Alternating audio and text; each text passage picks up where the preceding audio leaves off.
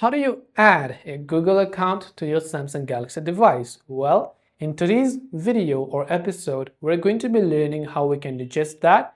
But before we get started, do make sure to leave a like, hit that subscribe button, and without any further ado or delay, let's get started with today's video.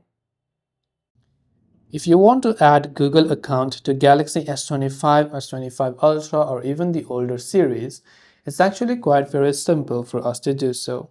What we have to do is, we have to go ahead and then simply launch the settings app on our Samsung device. Once you've done so, you can simply try to scroll and look for the option that says accounts and backup and tap on it. Then go to manage account. Here you can see most of the accounts that we've added. To add more account, scroll down and tap on add account. Select what kind of account you want to add. So if I want to add Google, I'll select Google right there. Just go ahead and then verify with your biometric if it asks you to.